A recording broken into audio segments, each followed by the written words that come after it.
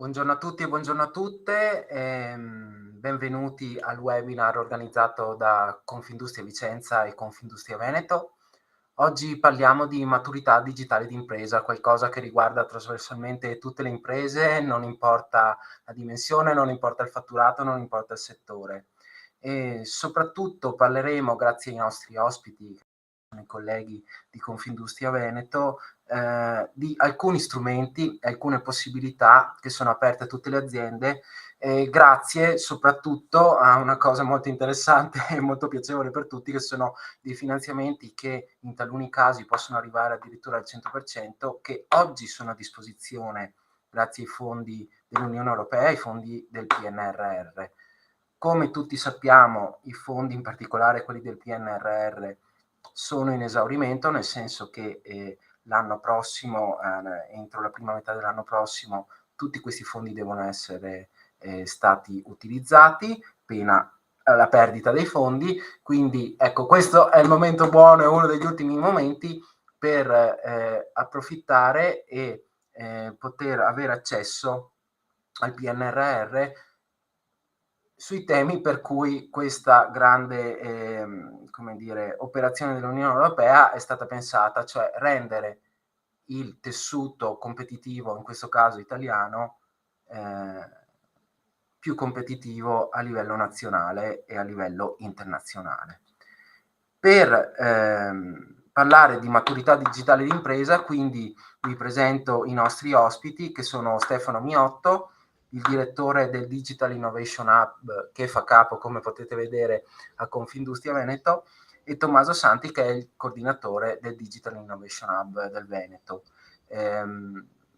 Questa Digital Innovation Hub offre veramente tante possibilità, tanti diversi servizi, ripeto, grazie anche ai finanziamenti, e non voglio smettere di ripeterlo perché certe opportunità non ricapiteranno almeno identiche a queste in futuro, almeno nel prossimo futuro. Di queste opportunità, quello sull'audit, sulla maturità digitale, che è quello su cui ci concentreremo oggi, è solo uno dei tanti che offre il Digital Innovation Hub. Nel merito direi che faccio intervenire i colleghi che faranno sicuramente una panoramica, ma poi parleremo in particolare di questo strumento di audit. Come sempre questo video rimarrà disponibile un minuto dopo la fine degli interventi, sia su LinkedIn sia su YouTube. Lo riproporremo anche nel sito associativo di Confindustria Vicenza e su Industria Vicentina, insieme alle slide che verranno proiettate. Siamo a disposizione per mettervi in contatto con gli amici di Confindustria Veneto, e se qualcuno ha dei commenti, delle richieste da fare, lo può fare in diretta scrivendo nei commenti dei nostri social. Noi li leggeremo e prima della fine di quest'oretta di confronto vedremo di dare risposta. Intanto grazie e benvenuti, e lascio la parola a Stefano Miotto. Grazie a te Simone, buongiorno a tutti e grazie mille davvero a Confindustria Vicenza per la sensibilità e la volontà di promuovere questo che noi crediamo sia uno strumento davvero molto utile per le imprese. E sono sostanzialmente, la sintetizzo al massimo, dei voucher che adesso racconteremo come possono essere resi fruibili per le aziende e che nell'esperienza che abbiamo avuto, che ormai è di qualche anno, ma si è concentrata soprattutto nell'ultimo biennio in termini di numeri, ha avuto dei riscontri estremamente positivi dalle aziende. Allora noi siamo il Digital Innovation Hub di Confindustria Veneto, quindi il Digital Innovation Hub regionale, che opera ovviamente come con Confindustria Vicenza con le altre territoriali del Veneto. Quindi siamo sostanzialmente al servizio delle territoriali, e le territoriali, come in questo caso, ingaggiano direttamente le imprese, e poi noi con il coordinamento di Tommaso Santi, che è qui a fianco a me, cerchiamo di erogare, di individuare, diciamo, sostanzialmente le competenze più adatte per soddisfare i bisogni delle aziende. E due parole veloci su da dove nasce l'idea di Digital Innovation Hub. Questa è una vecchia slide che risale ai tempi del piano Industria 4.0 del ministro Calenda, che era un piano sostanzialmente che ha funzionato molto bene per quanto riguarda l'iper e superammortamento, e forse proprio oggi non è opportuno ricordare quanto bene funzionava quel piano là, visto i problemi che ci sono con questo piano qua del 5.0, la mancanza di risorse. Penso che alcuni di voi forse sono incastrati in questo problema, che speriamo si risolva, ma sostanzialmente l'idea di quel piano ideale era avere molti Digital Innovation Hub sul territorio che dovevano svolgere sul termine del digitale la funzione del medico di base, quindi cercare di individuare quelle che erano, diciamo, le principali patologie, o meglio gli ambiti di miglioramento da parte delle imprese, che poi avrebbero dovuto essere indirizzate in particolare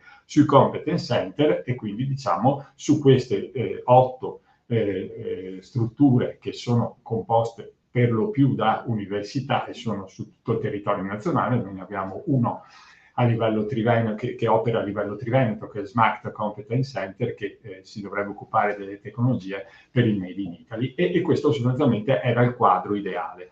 E che cosa invece poi il quadro ideale di quel tempo in realtà non era un quadro, non è successo esattamente così, nel senso che in questi processi di digitalizzazione, anche in base alla nostra esperienza, le esigenze delle imprese molto spesso per la buona parte, per la stragrande maggioranza delle imprese, non vanno a essere soddisfatte con progetti di ricerca da effettuare con l'università, ma invece trovano molto spesso più risposte, diciamo, più adatte, più efficaci per lo sviluppo delle aziende all'interno sostanzialmente di processi che possiamo definire di consulenza, di individuazione di competenze che possano in qualche modo dare una mano in questo processo. Perché c'è questo bisogno? Perché sappiamo bene la velocità con cui si diffondono questo tipo di trasformazioni digitali. Dall'altra parte c'è un tema che le nostre organizzazioni, soprattutto quelle più piccole, sono meno preparate sostanzialmente, anche sia per motivi, diciamo, culturali, ma anche per motivi legati alla presenza, diciamo, di personale che non è giovane. Quindi c'è un tema di fatto di velocità da un lato, ma dall'altro di bassa spesso capacità di assorbimento. E quindi, diciamo, la cosa un po' che ci è venuto in mente, adesso ne parleremo, che è venuto in mente a Confindustria, quindi è un progetto nazionale, non è un progetto in cui Veneto è coinvolto, è un progetto nazionale, era quello sostanzialmente di fare delle iniezioni di conoscenza applicate nelle singole aziende per capire quelli che nell'ambito del digitale, quella che è la situazione, quelli che sono gli aspetti di miglioramento, individuare un piano di miglioramento per poi procedere con ovviamente l'implementazione di azioni. Quindi andiamo molto velocemente. Ecco, il Digital Innovation Hub è appunto diciamo, è embedded nella società di servizi di Confindustria Veneto, che è SIAM, di cui io sono direttore. Vede la partecipazione, come vi dicevo, delle 4 associazioni territoriali del Veneto, e, diciamo, in termini di numerosità abbiamo una ventina di innovation manager con cui abbiamo costituito una rete che sta coordinando ancora, ovviamente, che ha creato e poi sta coordinando Tommaso. E che cosa facciamo? 3 cose, ovviamente ci soffermeremo moltissimo sulla terza palla a destra, quella dei servizi, ma sostanzialmente le altre 2 cose sono studi e ricerche e azioni di awareness. Su studi e ricerche non le approfondisco, ma sono molto legati alle iniziative di awareness. Le trovate comunque a questi indirizzi sul nostro sito, sono degli ebook che potete andare a vedere. Tra questi ce n'è uno che ve lo segnaliamo come di particolare interesse, perché è sostanzialmente il tema proprio delle fabbriche vetrina, e quindi qui sostanzialmente c'è tutto un racconto di quelle che sono le esperienze di queste aziende, ma anche di tutte quelle che sono i temi delle competenze legate allo sviluppo di queste aziende.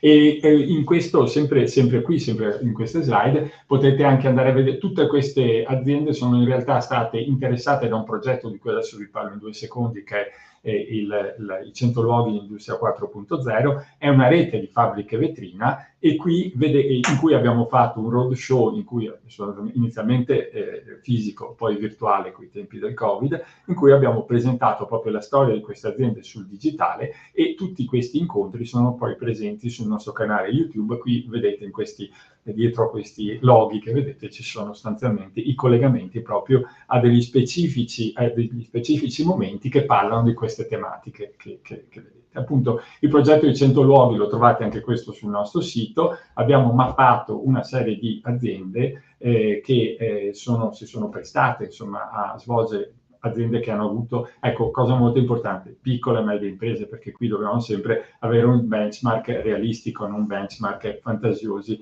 magari in aziende che sono dei super campioni del digitale, ma magari hanno 10.000 dipendenti. Qui invece stiamo parlando di aziende venete che hanno implementato delle soluzioni avanzate del 4.0, questa Magaldi è un esempio particolarmente virtuoso, e qui nel nostro sito potete andare a vedere le loro storie. Queste sono le aziende che abbiamo coinvolto, e dall'altra parte appunto abbiamo su queste veicolato un roadshow che è iniziato nel 2019, poi è proseguito negli anni dopo con questi incontri virtuali, e come vi dicevo trovate tutto sul nostro canale YouTube, ma la cosa interessante, 1200 partecipanti a questo roadshow. E qui sostanzialmente vedete i numeri. Ma la cosa appunto su cui invece ci soffermiamo oggi sono soprattutto i servizi, e quindi su questo vi spieghiamo l'idea che è nata. Allora, appunto, proprio per cercare di capire e di supportare le aziende nella implementazione di percorsi di maturità digitale, considerando appunto la grave lacuna. Fra l'altro anche studi della Fondazione Nord-Est avevano confermato, se vedete anche nelle applicazioni delle AI, non è facile, insomma, non siamo a un TRL così alto, cioè siamo ancora piuttosto indietro. Allora l'idea che è venuta è quella sostanzialmente di individuare a livello di Confindustria degli strumenti comuni di assessment. Ecco, io non sono particolarmente innamorato degli assessment, ma sono molto innamorato delle standardizzazioni, perché il fatto di aver individuato degli strumenti che peraltro sono degli ottimi strumenti, perché quello del Digital Maturity Assessment è stato fatto con il Politecnico di Milano, e il Cyber Security, di cui parleremo nel prossimo appuntamento, invece con il Competence Center Cyber, che è specializzato quindi proprio su queste tematiche. E sostanzialmente questi sono strumenti che ti consentono di mappare in modo molto ampio tutti i processi aziendali, di vedere quella che è il tuo livello, e poi di individuare quello che è una roadmap di miglioramento. Su questo poi Tommaso vi racconterà le cose. Ecco, dicevo, io non sono tanto innamorato dello strumento assessment, insomma, essendo, come vedete, insomma, con alcuni capelli bianchi, gli altri non ci sono più, ne ho visti tanti di strumenti di assessment sull'innovazione, eccetera. In realtà il valore aggiunto non è tanto l'assessment, sicuramente è importante che sia uno strumento adeguato e che possa creare degli standard come in questo caso, ma l'importante è chi li fa. E qui, ecco, su questo devo dire che il sistema Confindustria ha avuto una intuizione molto brillante, perché i primi progetti sostanzialmente con l'applicazione di questo modello nascono nel 2017, e lì ci sono stati 3 progetti autofinanziati dal sistema Confindustria, con cui si è potuto fare a livello regionale, sono state toccate 100 aziende che in qualche modo hanno testato, tra virgolette, questo strumento. Ma molto più di questo progetto non è che finanziasse solo l'attività di assessment, ma ci ha consentito già da allora di cominciare a creare una prima rete di innovation manager che sostanzialmente potessero erogare questo strumento. Ecco, è molto importante questo aspetto qui, perché probabilmente, se avete visto altre organizzazioni piuttosto che le camere di commercio, eccetera, tutte in qualche modo propongono gli strumenti di assessment. Qui il valore aggiunto è chi fa l'assessment, e questo devo dire che solo il nostro sistema Confindustria ha avuto, diciamo, ha voluto dotarsi di questo livello sostanzialmente di competenze. E qui stiamo parlando di persone che hanno un'esperienza aziendale nelle nostre aziende in ruoli apicali e quindi con una sostanzialmente proprio competenza nei processi estremamente approfondita. E questo consente, soprattutto nel confronto con le aziende, con le PMI, di dare sostanzialmente un valore aggiunto e consente che ci sia un reale confronto. Quindi non è un assessment dell'università che arriva in modo asettico e ti dice delle cose, ti dà il ragno, ti dà gli ambiti di miglioramento in teoria. Qui stiamo parlando invece di un confronto reale tra professionisti e questo io penso che sia il reale valore aggiunto. Poi si parte di solito da lì, dall'assessment, per poi avere sostanzialmente dei follow-up in qualche modo che possono essere negli altri ambiti che vedete lì. Su questo siamo a numeri grossi sostanzialmente, perché abbiamo fatto ormai abbiamo toccato con il primo progetto, con quelli dopo, siamo oltre 300 aziende, quindi l'esperienza è decisamente un'esperienza di successo, ma soprattutto abbiamo capito bene come si fa, che è la cosa più importante. Ecco, io non mi stancherò di dire questo, cioè le figure sono figure altamente qualificate e l'altra cosa fondamentale, che non potrebbe non essere così, essendo un prodotto che fa un servizio che eroga il sistema Confindustria, noi non dobbiamo vendere nulla. Quindi questo assessment non è finalizzato poi a farvi acquistare un software, a farvi acquistare, diciamo, degli altri servizi.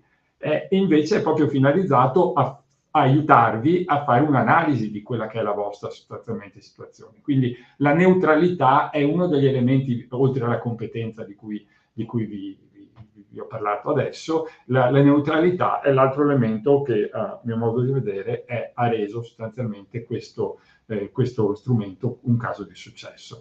Adesso dello schema vi parlerà Tommaso quando sarà il suo turno, comunque appunto vedete che è uno schema che in qualche modo coinvolge tutti i processi aziendali e questo è un altro valore aggiunto al nostro modo di vedere di questo assessment. E sostanzialmente, ecco qui, lo diceva Simone prima, cosa siamo riusciti a fare sostanzialmente. Ci siamo autofinanziati fin dall'inizio. Abbiamo 3 grandi progetti in questo momento in corso, quindi che ci consentono di erogare questi voucher su maturità digitale e su cyber. Ci sarà anche un nuovo bando che è stato aperto dall'Unione Europea, noi apparteniamo anche alla rete degli European Digital Innovation Hub e questo sarà la prosecuzione di quello che abbiamo vinto nel 2023. E quindi di fatto anche per il prossimo triennio dovremo, speriamo, insomma, poter erogare questi servizi, anche se con numeri certamente non uguali a quelli della pioggia di denari PNRR. E abbiamo appunto un network che comprende oltre 20 manager.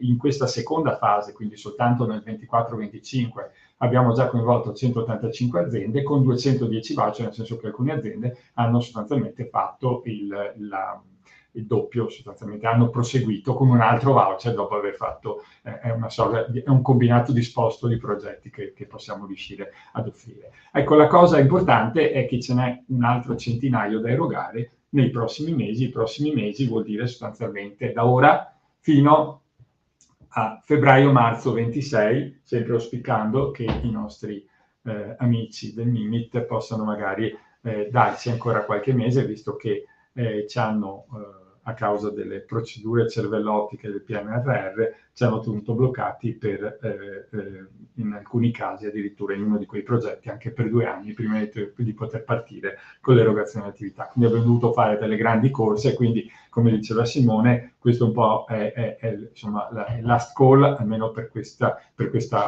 tornata di bandi a cui le aziende possono accedere. Come si fa ad accedere? Punto di domanda. Allora, il tramite è, ovviamente possiamo essere contattati direttamente noi, ma tramite l'associazione di Vicenza e quindi nel vostro caso le altre associazioni territoriali, quindi Simone e il suo team sono il primo interfaccia. La prima cosa che si deve fare è verificare sostanzialmente la reale dimensione di impresa, perché questi strumenti offrono agevolazioni che sono variabili in base alla dimensione di impresa. Alle piccole ovviamente il livello di intensità d'aiuto è massimo, invece alle medie un po' meno e alle grandi abbastanza meno dei primi 2 casi. E c'è appunto il servizio di First Assessment che è gratuito sostanzialmente per le piccole in particolare. C'è, e lo dico subito, insomma, un onere amministrativo che è dettato dal PNRR, ma devo dire che abbiamo messo a punto nel tempo un sistema, diciamo, sostanzialmente abbastanza automatizzato, che noi ci siamo dotati di strumenti di intelligenza artificiale per elaborare sostanzialmente i documenti e per fare in modo che poi le aziende arrivino già dei documenti compilati che ci devono restituire. Però verifica dimensione, un po' di documenti da fare, però il voucher è sostanzialmente al 100% nel caso delle piccole imprese e comunque con un'intensità d'aiuto molto elevata anche per le medie, e poi la possibilità anche nei post assessment di fruire di ulteriori pacchetti che possono di nuovo anche qui avere una intensità di aiuto variabile. Il network è questo ed è sostanzialmente costituito dai nostri colleghi delle territoriali. Il referente ovviamente a Vicenza è Simone, che ringrazio ancora per l'organizzazione di questo incontro, e io avrei concluso. Questi sono i nostri contatti, la nostra mail, e poi trovate anche nella presentazione i collegamenti al sito. Quindi per quanto mi riguarda è tutto, io vi ringrazio molto, siamo disponibili per qualsiasi tipo di dubbio e domanda, e io passerei la palla a Tommaso. Ok. E anche la tastiera. Allora, buongiorno a tutti, Tommaso Santi, allora, come vi hanno anticipato, coordinatore tecnico del Digital Innovation Hub. Come quasi la maggior parte delle persone che appartengono al network di professionisti che abbiamo messo in piedi, vengo dal mondo dell'azienda, una ventina d'anni in azienda prima di cominciare l'attività di consulenza con la libera professione. Nel 2019, su proposta di Stefano, ho aderito ben volentieri al progetto Digital Innovation Hub. È un qualcosa che è partito un po' in sordina e che oggi sta dando risultati e numeri che ritengo, vedendo anche cosa fanno gli altri Digital Innovation Hub regionali, possano essere ritenuti decisamente soddisfacenti.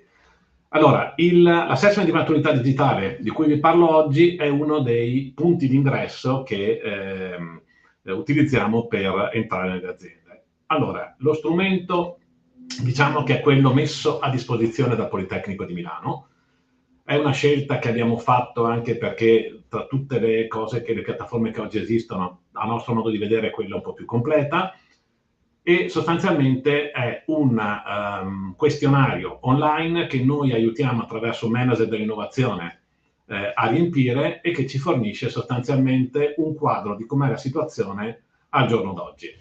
Nel report si aggiunge la prima parte consulenziale, diciamo, che è quella che prende i dati in base alle domande fatte all'azienda, consente già di suggerire quali potrebbero essere gli step, eventualmente da fare anche separatamente, per aumentare il livello di maturità digitale.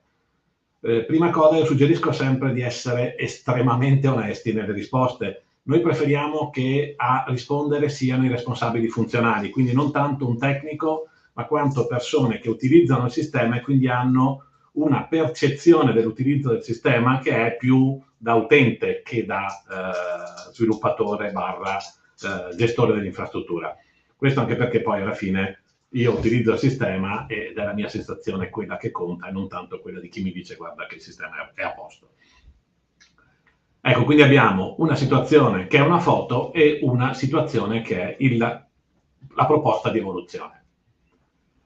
Allora, Industria 4.0 sostanzialmente sono i 4 livelli di rivoluzione industriale. Non mi soffermo tanto sulle slide perché preferisco darvi sostanzialmente una serie di concetti che poi utilizzare per richiedere servizi o fare domande di approfondimento. I 4 step della rivoluzione industriale li vedete, il 4.0 ne ha già parlato Stefano, per cui diciamo che glisso. Modello per assessment di maturità digitale. Come detto, è un test, sono circa 100 domande che vengono divise in 4 ore.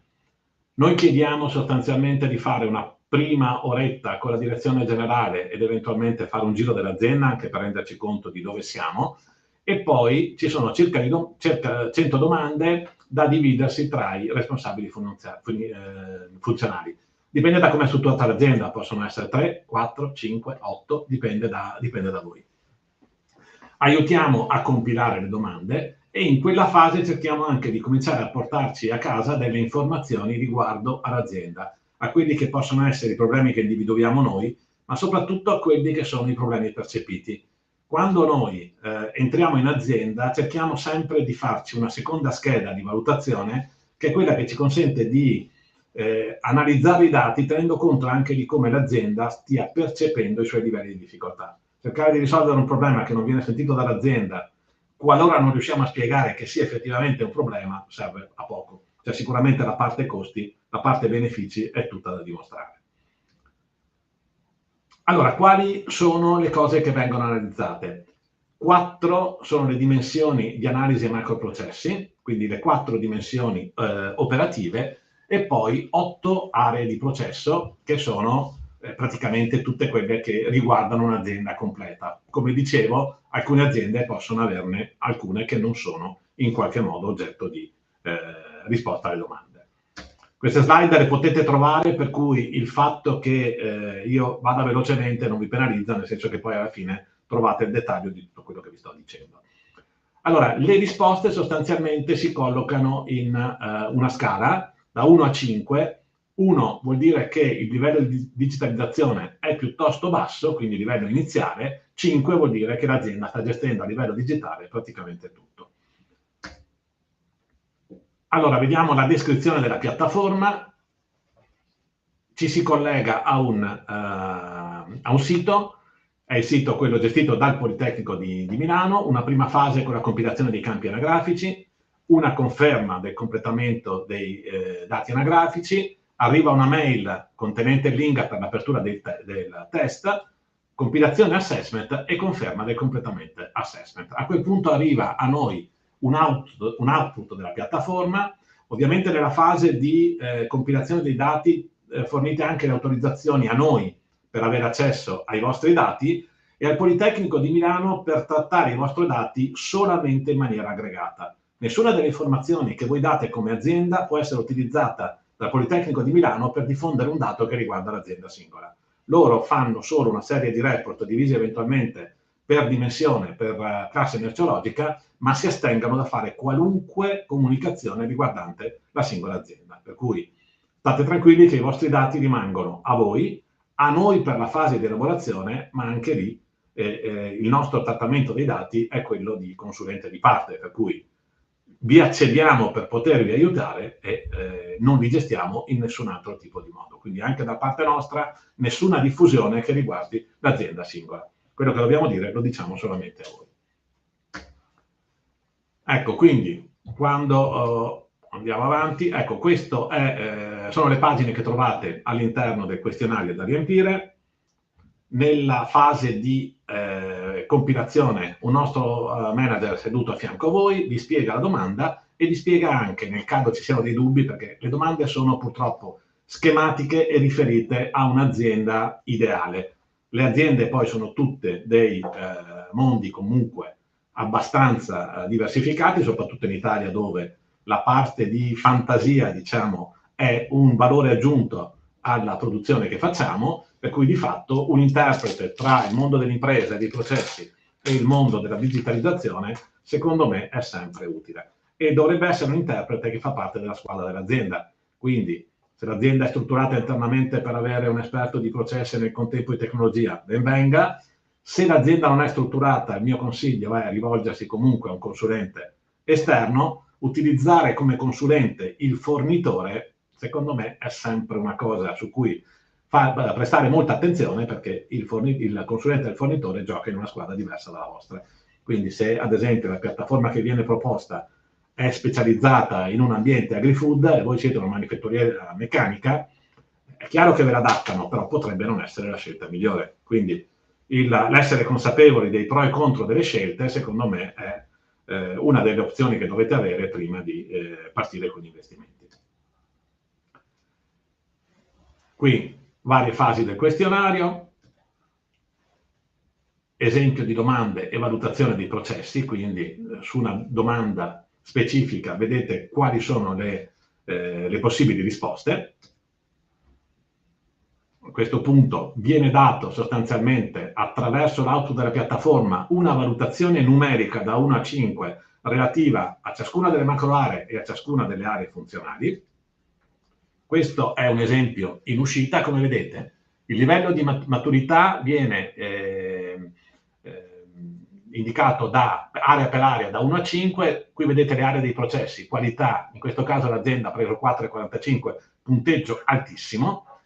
Produzione 3,7, che è un punteggio alto. Attenzione che la media dei punteggi è di solito poco più di 2, se uno ha risposto alle domande in maniera seria. Poi se un'azienda è strutturata bene, una media del 3, 3,5 è già un risultato molto molto molto buono, nettamente superiore alla media. Se siete sopra vuol dire che avete fatto una serie di investimenti o comunque avete adottato una politica per la digitalizzazione che vi vede in una fascia decisamente alta. Stesso discorso per le aree operative, dove abbiamo organizzazione, controllo, esecuzione e tecnologia. Anche queste vengono riassunte con un punteggio e a fianco trovate la descrizione. Posso, scusa Tommaso, specificare due cose veloci? Allora, il questionario, per chi lo richiede, è anche disponibile, siccome è online, come diceva Tommaso, ma ce l'abbiamo ovviamente in formato PDF se uno vuole rendersi conto di come è fatto. Il numero di aziende che hanno già compilato questo questionario a livello nazionale è di oltre 3.000, quindi questo consente di avere i benchmark che diceva sui settori, che diceva Tommaso. E poi, come avete visto lì, volevo rimarcare una cosa, le risposte sono sostanzialmente scalari, nel senso che ti fanno capire, quando tu ti collochi in un livello, che cosa c'è prima e che cosa c'è dopo. Quindi riesci anche a capire l'upgrade che ci può essere sulla singola risposta e sul singolo livello. Sì, scusa se ti ho interrotto. Allora, andiamo al report di restituzione. Come vi ho detto, c'è sicuramente un primo interesse legato ai punteggi acquisiti sulle singole macro aree e sulle singole aree aziendali. Qui ci ripetiamo, diciamo, per quanto riguarda le cose che ho già detto, e dopodiché la parte interessante. C'è una sintesi della strategia dell'impresa in maniera molto descrittiva e noi cerchiamo di renderlo il più leggibile possibile. Quindi, durante la restituzione del report, qualora avessimo usato delle nomenclature a voi sconosciute o ci siamo fatti prendere la mano e abbiamo utilizzato un linguaggio troppo tecnico, vi preghiamo di segnalarlo, perché l'obiettivo è che l'azienda abbia un quadro completo della situazione a lei comprensibile e che lo condivida soprattutto, nel senso che noi cerchiamo di spiegare perché sono usciti certi numeri e come l'azienda eventualmente dovrebbe valutare quel tipo di votazione, che non sempre è necessariamente negativa.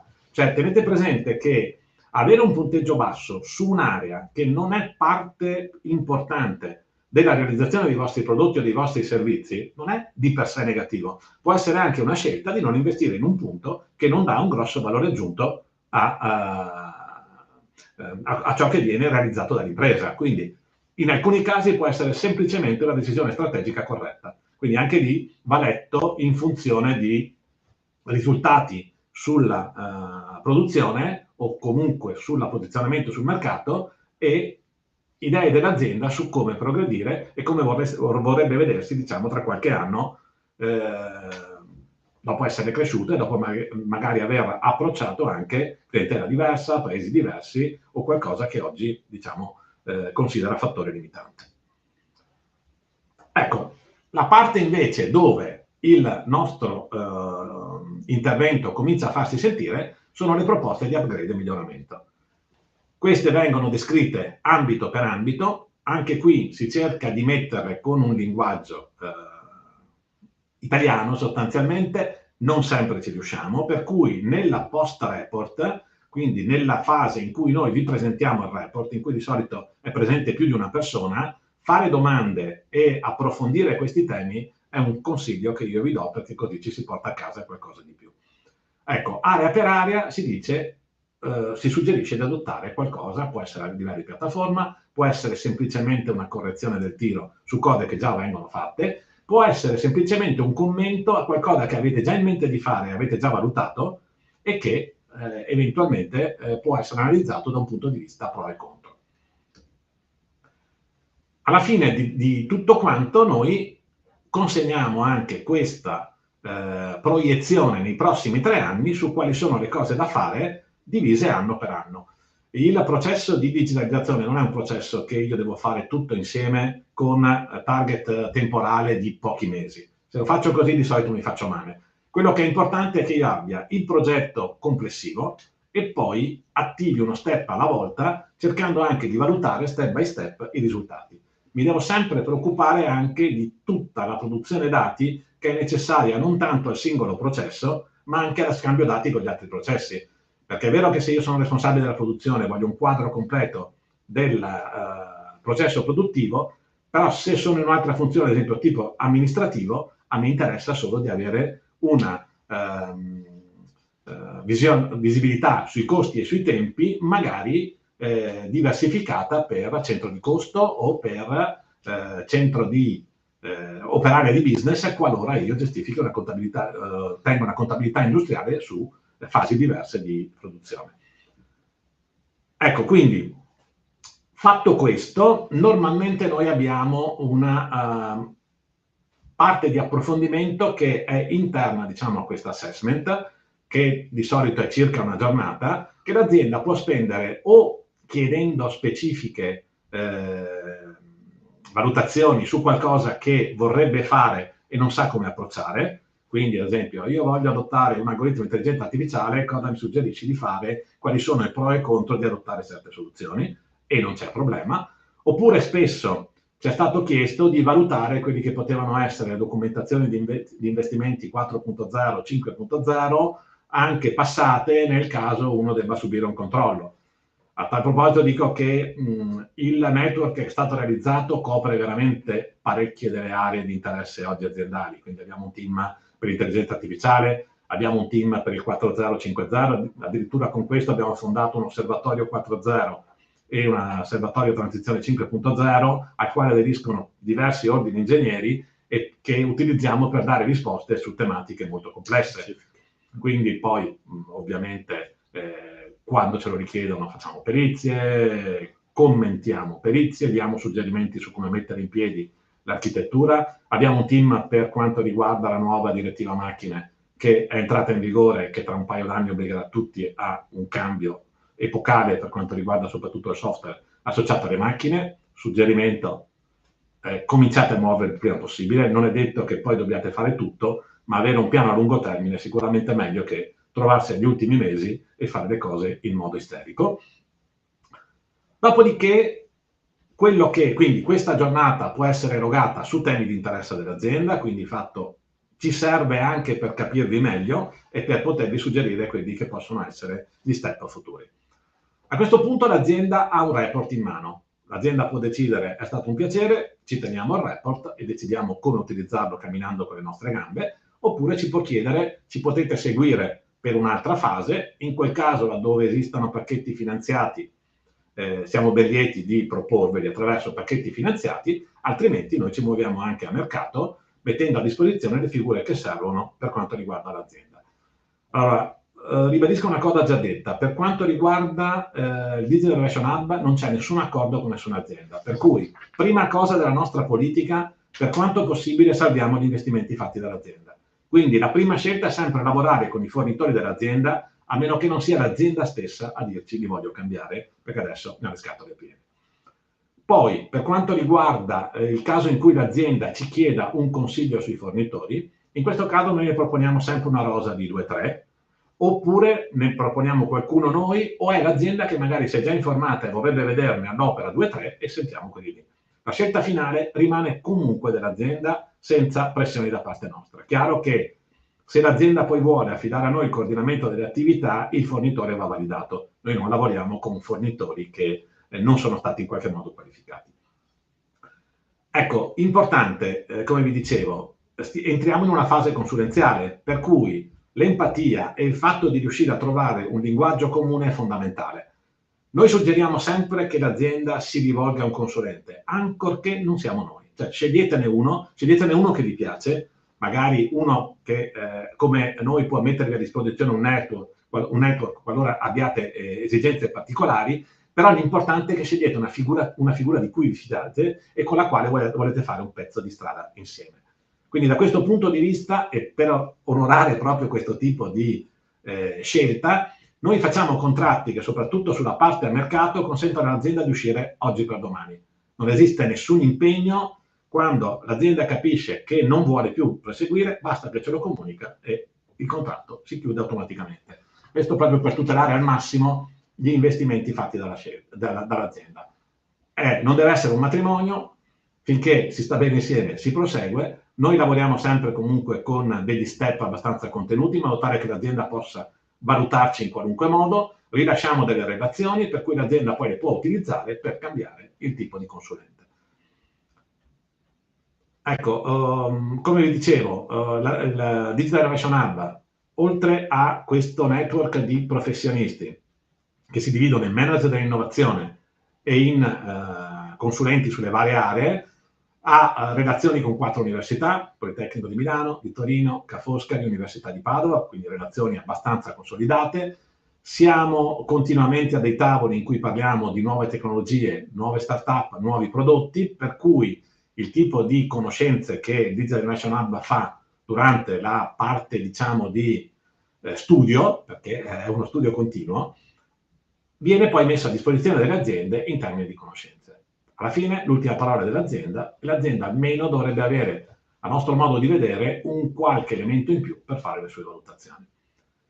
Io mi fermo qui. Ti faccio io una domanda così a bruciapelo. Quali sono state le richieste più frequenti che avete ricevuto? Insomma, abbiamo un panel, fra l'altro è un'idea che abbiamo, ma poi ne parleremo anche con Simone, è quella di con l'intelligenza artificiale analizzare tutto questo patrimonio di dati, perché come avete visto queste analisi sono analisi, diciamo, belle approfondite, quindi riuscire ad analizzare il tutto e a individuare, anche a beneficio delle altre aziende, tutti gli ambiti diciamo, in cui è stato chiesto, sono state chieste azioni magari mirate, o anche gli ambiti di maggior carenza delle varie aziende. Penso possa essere interessante anche proprio per seminari settoriali o anche trasversali in cui noi possiamo raccontare sostanzialmente delle cose e dei dati che sono i più aggiornati, perché avete capito che tutto è successo insomma nell'ultimo anno e mezzo, ma soprattutto estremamente approfonditi, perché normalmente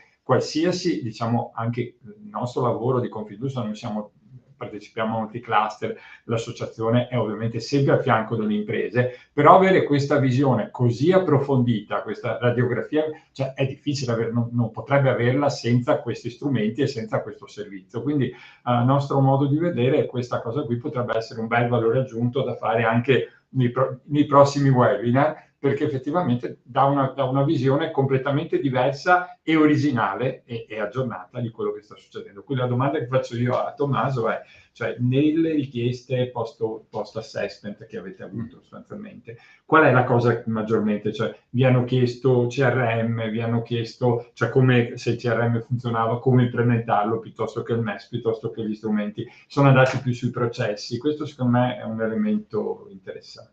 Allora, diciamo che le aziende sono divise equamente tra 2 tematiche importanti. Allora, 4.0 e 5.0 ci hanno assorbito tantissimo, perché parecchie richieste sono nate anche da iniziative legate al controllo di questa documentazione.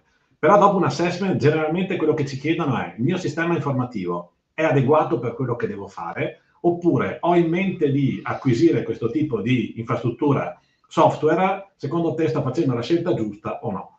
In quel caso di solito noi suggeriamo una fase che va dalle 4 alle 6, 8 giornate, che è quella della mappatura processi, che ci consentono di rispondere a queste domande dando un quadro complessivo su sistemi in casa, possibile evoluzione di quei sistemi, possibili sistemi integrabili per completare le fasi che non sono ancora gestite digitalmente, con un consiglio su come adottarli e come approcciarli.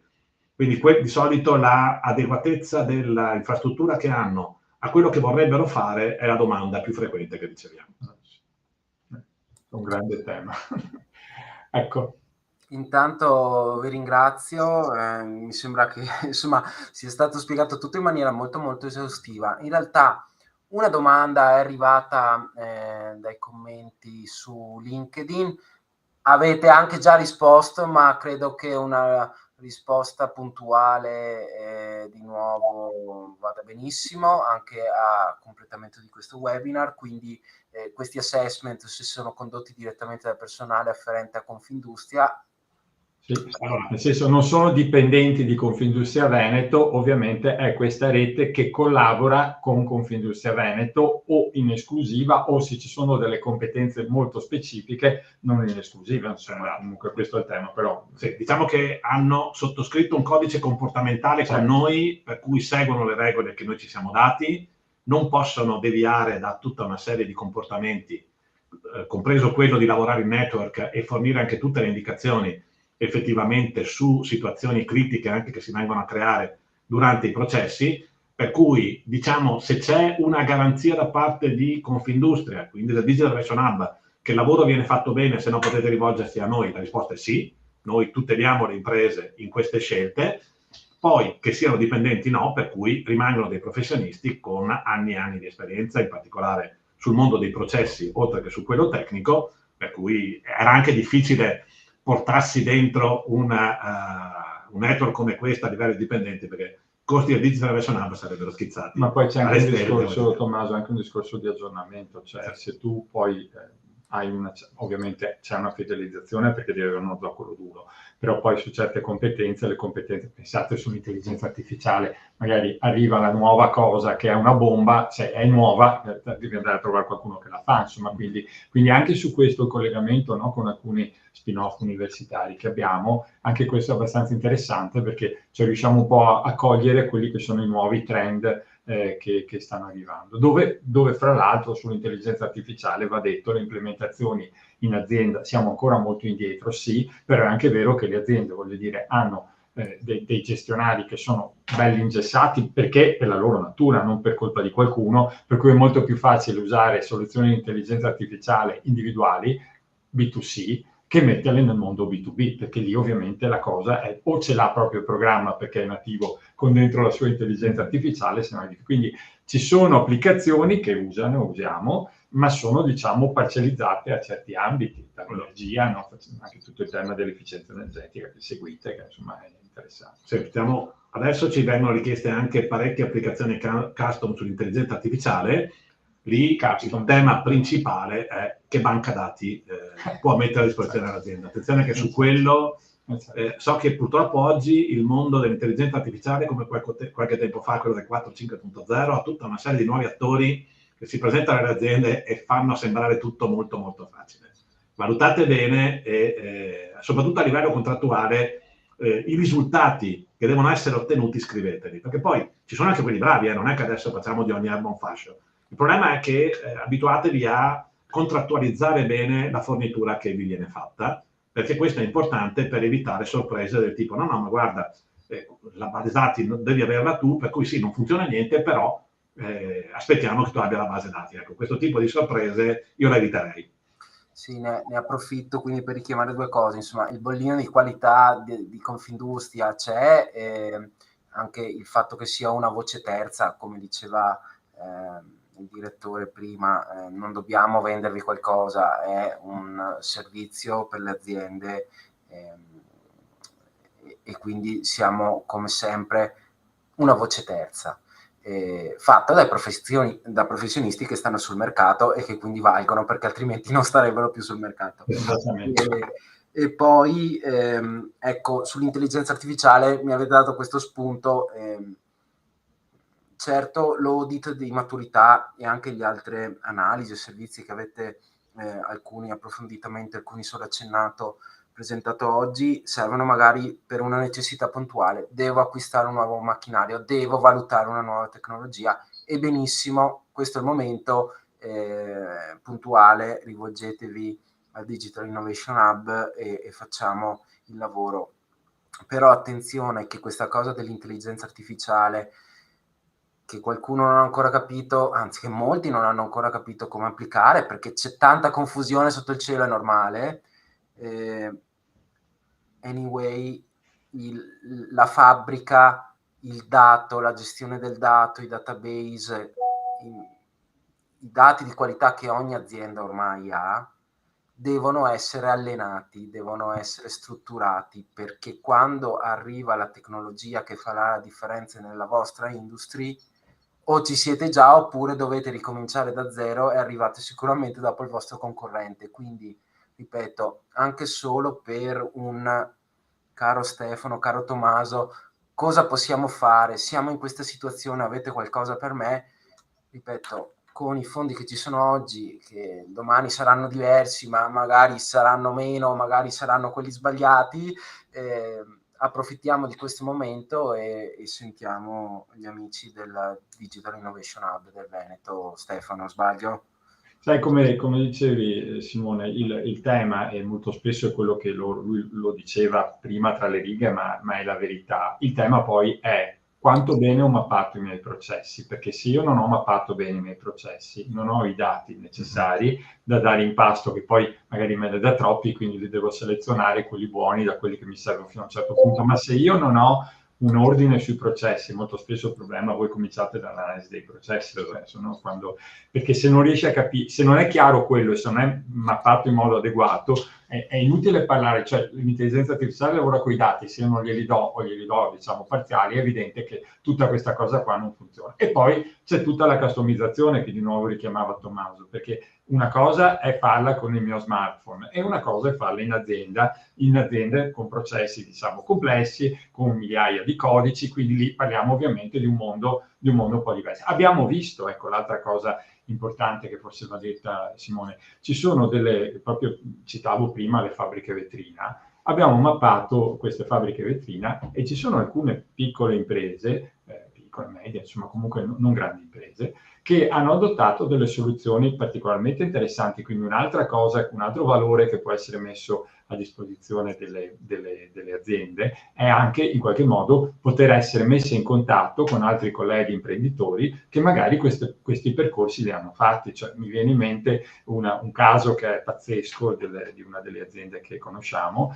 che fabbrica rivetti e sono riusciti sostanzialmente a mettere il QR code sul singolo rivetto. Cosa ha comportato questo? Che il rivetto che col mercato cinese ovviamente sarebbe andato completamente fuori da ogni tipo di possibilità di produzione qui, perché ovviamente là costa molto meno, ma il rivetto col singolo rivetto tracciato col QR code consente di accedere a un certo mercato dell'automotive e questa azienda coprogetta con i maggiori produttori di automotive perché gli riesce a garantire sostanzialmente la totale tracciabilità del singolo pezzettino, parliamo di un rivetto. Ma ecco, questi esempi qui, no? Li vediamo, li abbiamo visti, li abbiamo raccontati, quindi questo penso sia un altro valore aggiunto, perché in questo periodo qua penso sia tanto importante per le aziende poter accedere sostanzialmente a dei network per capire che cosa sta succedendo, perché è troppo veloce tutto, no? E noi lo stiamo vedendo, gestiamo il cluster dell'aerospazio,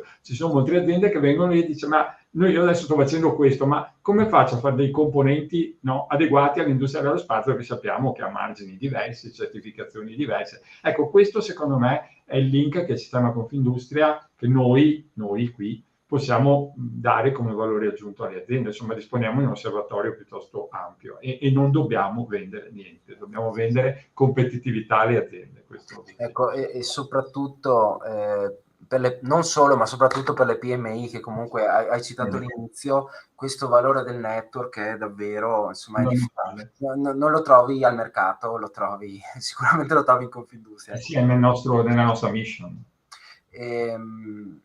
Aggiungo un ultimo elemento per poi ringraziare i nostri ospiti. Anche per chi non è sottoposto al regime della NIS 2, sappiamo che comunque la NIS 2 andrà ad impattare la filiera, quindi anche magari le aziende che non hanno la necessità di legge di adeguarsi, ma questa richiesta magari può arrivare dal principale cliente o il principale fornitore, immagino soprattutto il cliente di filiere importanti che ci sono in Veneto. E questo anche lato cybersicurezza, ma ripeto, ne parliamo la prossima volta, con Digital Innovation Hub, ripeto, ci si può preparare perché il momento, nel bene e nel male, arriva. Sì, volevo dire due cose. Uno, hai citato la filiera e noi abbiamo partecipato. Allora, sapete che di Prime qua in Veneto ce n'è veramente pochi. E abbiamo partecipato attraverso il network dei digital di Confindustria a degli assessment di filiera, Leonardo, Fincantieri. Quindi loro cosa fanno? Le grandi imprese, se ce n'è magari qualcuna collegata, individua una serie di fornitori strategici a livello nazionale, quindi non soltanto in Veneto, e dà a Confindustria la commessa dicendo io li informo e poi tu mi fai la maturità digitale. Ci metti anche delle altre domande che mi interessano. A questo punto l'azienda, la grande azienda, ha, tra virgolette, a titolo quasi gratuito, la possibilità di vedere che cosa sta succedendo nella sua filiera, che è una cosa di grande interesse. Queste aziende qui, diciamo, si sono leccati i baffi con la nostra opportunità. L'altra cosa che citavi appunto è quella della cyber, che è un altro tema su cui abbiamo, ecco, gli stessi strumenti identici possono essere messi a disposizione di là, però di questo strumento, di come funziona tutto il processo, ne parliamo al prossimo appuntamento.